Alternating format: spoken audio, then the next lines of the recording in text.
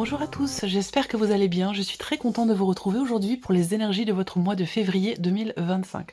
Alors cette vidéo s'adresse à vous, si vous êtes Verseau, si vous êtes ascendant Verseau ou si vous avez votre signe lunaire en Verseau, quel que soit votre signe solaire. Je profite bien sûr de cette vidéo pour vous souhaiter à toutes et à tous un très joyeux anniversaire, en tout cas si vous êtes nés ici sur ce mois de février. Alors, on va commencer ici par regarder la tendance, l'énergie dominante de ce mois de février. Ensuite, on verra les principaux domaines de vie, la vie émotionnelle et sentimentale, la vie active et professionnelle, le plan matériel et financier, puis nous verrons dans un dernier temps ce qui pourrait se passer de surprenant et d'inattendu pour vous dans ce mois de février.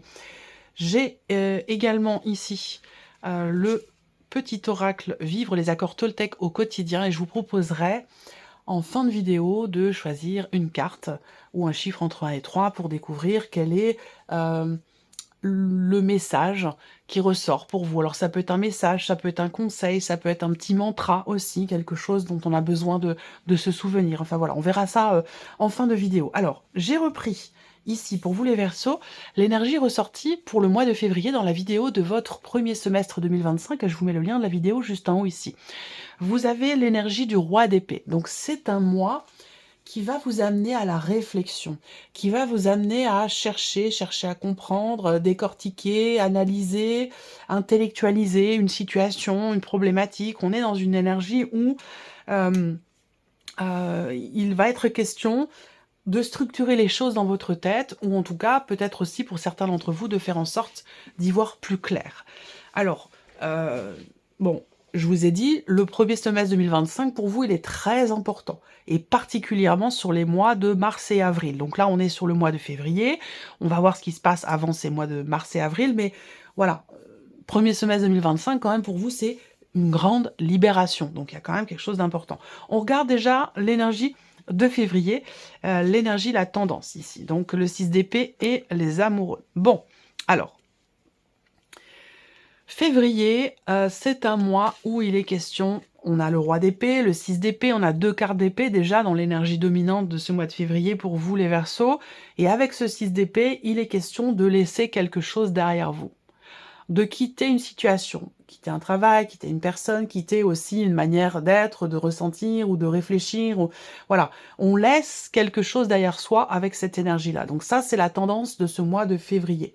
Par contre, ce que je vois, c'est que, bon, ça peut être relationnel. Ça peut concerner la vie sentimentale pour certains d'entre vous. Mais moi, ce qui me saute aux yeux ici, c'est le fait qu'il y ait une forme d'hésitation. Il y a une forme d'hésitation, et donc c'est pour ça aussi peut-être que vous avez le roi d'épée, qui va vous amener à réfléchir, à analyser, à structurer les choses dans votre tête pour justement sortir d'une forme de dualité intérieure ou d'une forme d'hésitation, de doute par rapport à un choix qui est à faire, par rapport à une décision qui est à prendre, qui a un rapport avec le fait de laisser quelque chose derrière soi ou de quitter une situation. Voilà. Bon, alors, on commence par la vie émotionnelle et sentimentale pour vous les Verseaux. Ok, bon. Alors, là, on a des cartes où on a quelque chose qui est établi, qui est stable, qui est posé, ou alors on a quelque chose qui se stabilise ou qui se confirme et qui s'officialise au sujet d'une relation. Alors pour certains d'entre vous, ça peut être effectivement une demande de divorce qui est enclenchée, ça peut être effectivement la fin d'une relation, la fin de quelque chose qui vient se confirmer, qui est en rapport avec les énergies que je viens de vous présenter. Pour d'autres, ici on a tout autre chose. On a quand même des cartes de stabilité, de confiance, de loyauté, de longévité. Alors peut-être que pour certains d'entre vous, vous êtes dans une relation qui est établie, qui est stable, qui est rassurante, qui dure depuis très longtemps déjà. Et c'est peut-être la raison pour laquelle ici, il y a une forme d'hésitation par rapport à un choix qui est à faire ou concernant éventuellement le fait de partir. Voilà, il peut y avoir, on se sent engagé, on se sent, voilà, c'est-à-dire que bon, il doit y avoir une raison. Si vous êtes en cours de séparation, il doit y avoir une raison pour laquelle vous voulez partir. Mais ce qu'il y a, c'est qu'il y a un gros mais. C'est-à-dire qu'à côté de ça, la relation, elle est quand même très engagée, peut-être financièrement, matériellement, peu importe. Hein. C'est une relation quand même qui est assez stable, dans laquelle on se sent peut-être en confiance, en sécurité, mais peut-être qu'il vous manque le petit plus, le petit quelque chose en plus qui n'est plus là, ou qui n'est pas là tout simplement, qui fait que vous vous posez des questions, c'est possible. Ensuite, pour d'autres et pour terminer ici, eh bien, si vous êtes, en relation, bon là, on voit bien que on a une situation qui perdure ici, de toute façon. On a une situation qui dure ou qui perdure. Et c'est vrai qu'avec ces cartes-là, soit c'est un célibat qui dure, soit c'est une relation qui est établie ou qui continue de s'établir. Voilà. Donc on a quand même ici des cartes qui représentent le fait que là, de manière plus globale, quelle que soit votre situation, il y a cette idée ici, cette notion, cette idée de se promettre quelque chose à soi-même ou de s'engager à quelque chose pour soi, vis-à-vis de soi-même. L'idée, c'est que ici, il est question de se respecter, de respecter aussi certaines valeurs qui sont importantes. En l'occurrence, c'est en rapport avec la notion de confiance, de loyauté et de fidélité. On va regarder les cartes du tarot par rapport à la sphère émotionnelle et sentimentale. Ici, alors là, les amoureux qui ressortent encore, donc il est bien question de cela ici. Les amoureux, dans le tarot, c'est pas tant une carte qui représente le couple, hein, c'est une carte qui représente l'idée d'avoir à choisir, d'avoir à se positionner.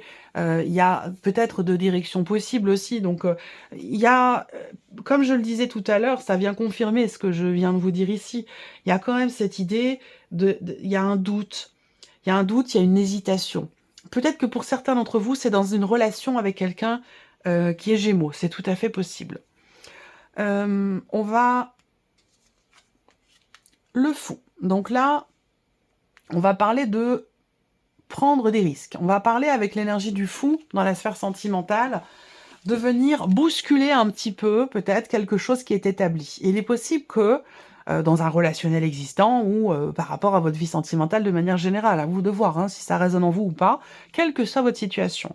Mais avec ce fou ici, j'ai l'impression qu'il est question effectivement de sortir peut-être d'une zone de confort, qu'il est question d'oser, qu'il est question de se préparer, en tout cas, à quelque chose de nouveau, à quelque chose de différent.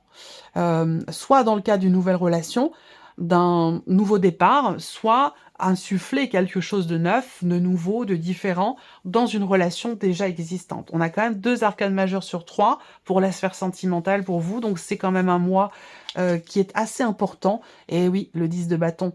On voit bien ici, le 10 de bâton représente bien le fait que là, il y a un poids que vous portez dans votre cœur, sur vos épaules, dans le cas d'une relation ou dans ce que vous vivez en vous, émotionnellement.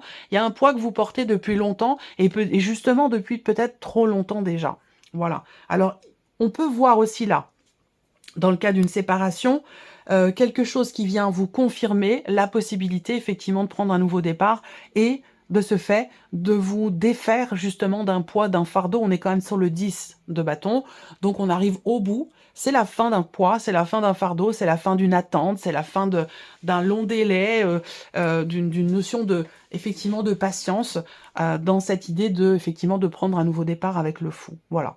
Donc ça peut s'inscrire dans le cadre effectivement d'une séparation, d'un divorce, où là on peut parler effectivement d'une officialisation qui vient se confirmer sur ce mois de février et qui vous permet de vous préparer à quelque chose de nouveau et à sortir d'une forme d'une situation où on est entre deux eaux, ou à sortir d'une période de doute, d'hésitation. On va pouvoir aller dans quelque chose de nouveau et dans quelque chose de différent. Voilà.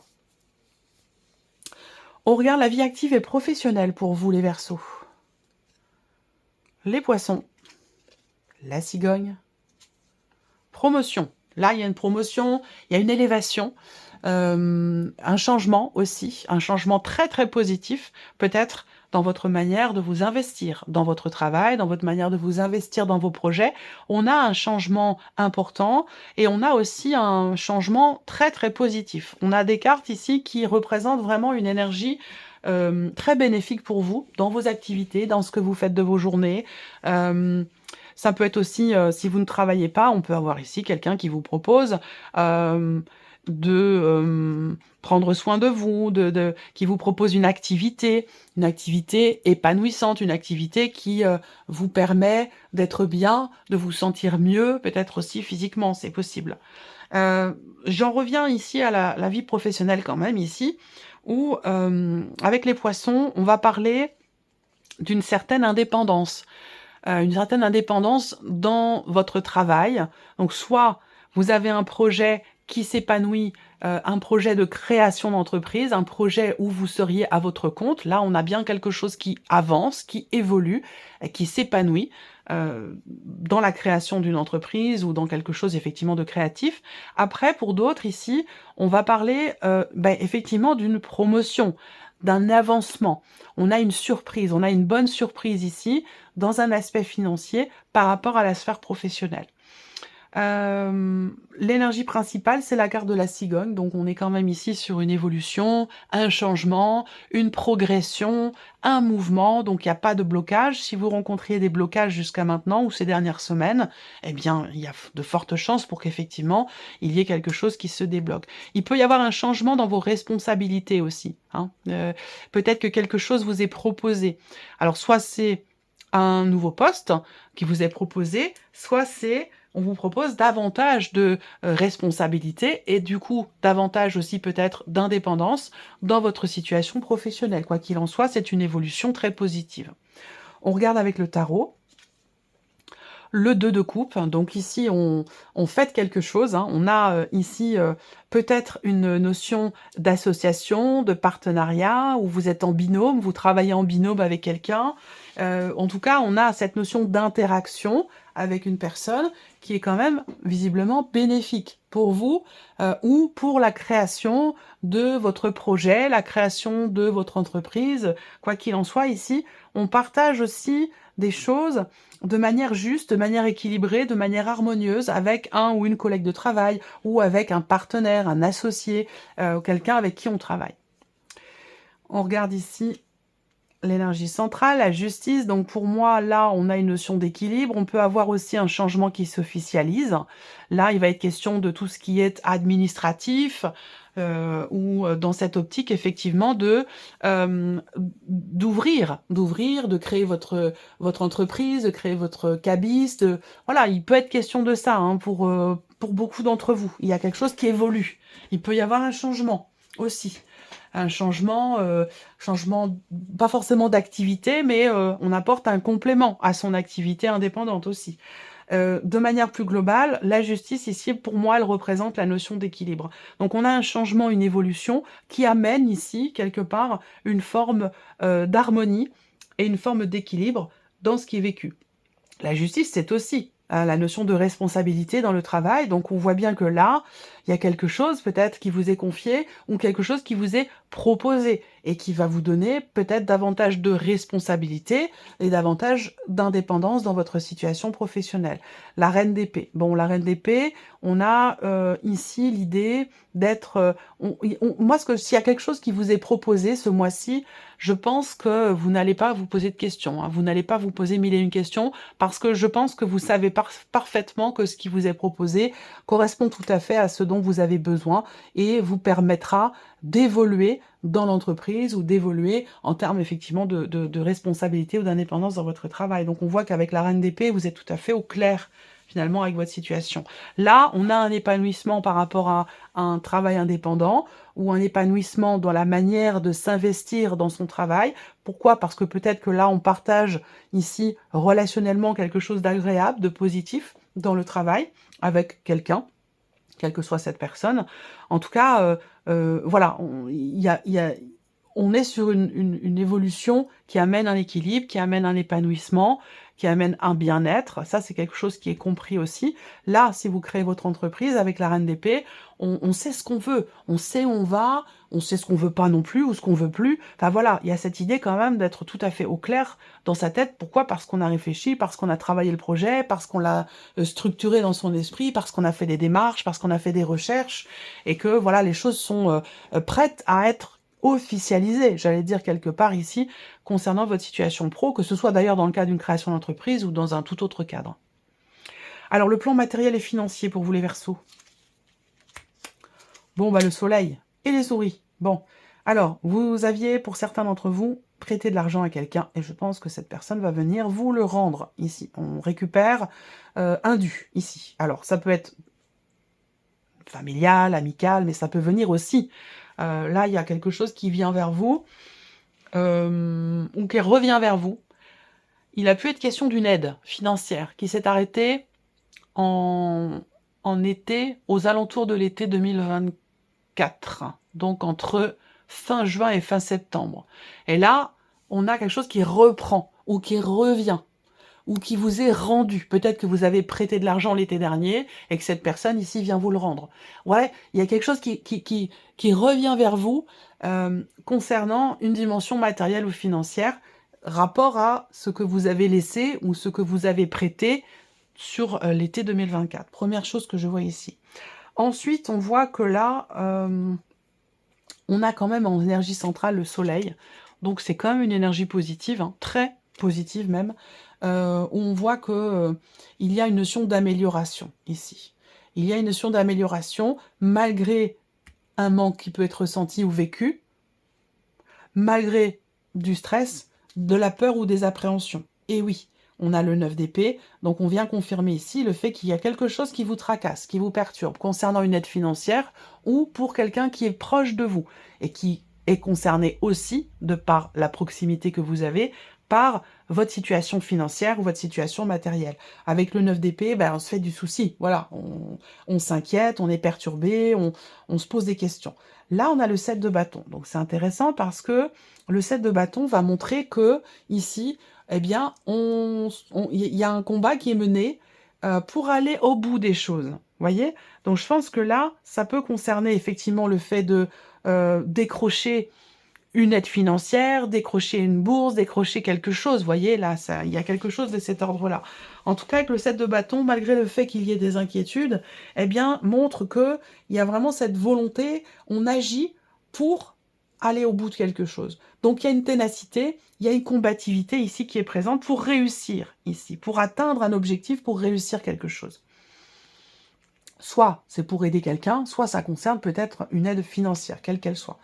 Et le 8 de denier. Alors, on voit qu'avec ce 8 de denier, vous êtes extrêmement investi. C'est-à-dire que là, on travaille sans relâche ici pour retrouver quelque chose qui a été perdu. Donc, je ne sais pas, hein, peut-être une stabilité financière ou toute autre chose. Hein, mais voilà, là, il y a vraiment une notion de travail, d'effort, de ténacité, de combativité pour arriver à combler un manque, pour arriver à retrouver quelque chose que l'on n'a plus ou quelque chose que l'on a perdu. Et il semblerait que vous soyez sur ce chemin quand même, puisque c'est ce que je vous ai dit au tout début. Alors, la surprise et l'inattendu pour vous les Verseaux dans ce mois de février. La tour, donc ça peut être administratif, ça peut concerner un appartement, cette surprise inattendue, tout ce que je vais vous dire après. Ça peut concerner tout ce qui est juridique, tout ce qui est en rapport avec un organisme, peut-être en lien avec une aide financière d'ailleurs. Voilà, tout ce qui est juridique, administratif ou en lien avec un organisme, peut-être aussi une école, un centre de formation, enfin voilà. Surprise inattendue, c'est un choix, visiblement. C'est un choix, une décision qui est prise. Est-ce que vous recevez une réponse venant peut-être d'une entreprise, venant d'une administration, venant d'un organisme? En tout cas, il y a cette idée de choix, de positionnement, de décision. C'est pas forcément vous qui la prenez, la décision, elle vient de l'extérieur. Après, je vais avoir une autre lecture, mais j'y reviendrai après. Ouais.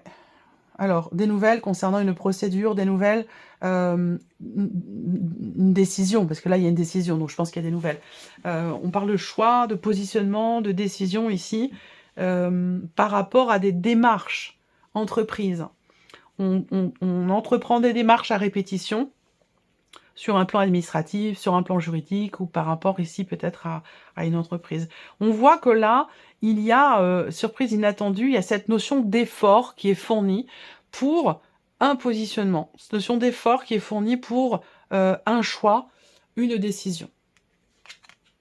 La roue de fortune. Donc là, surprise inattendue, c'est une notion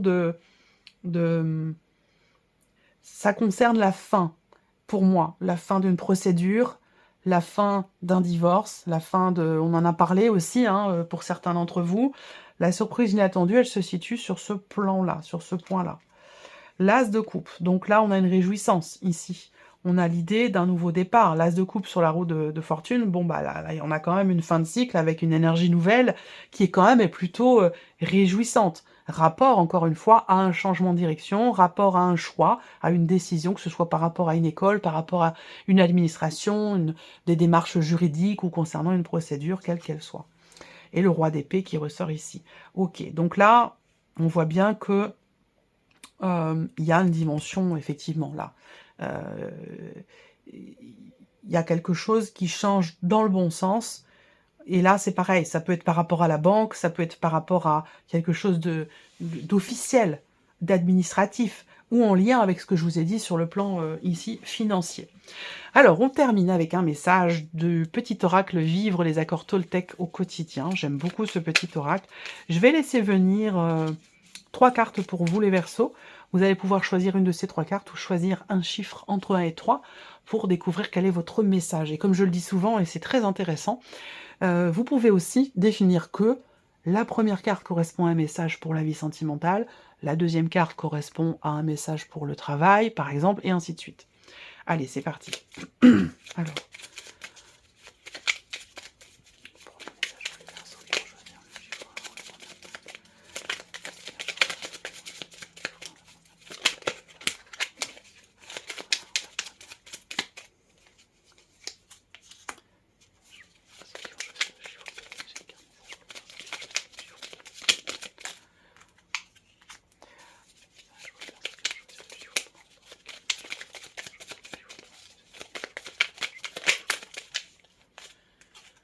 Voilà pour vous.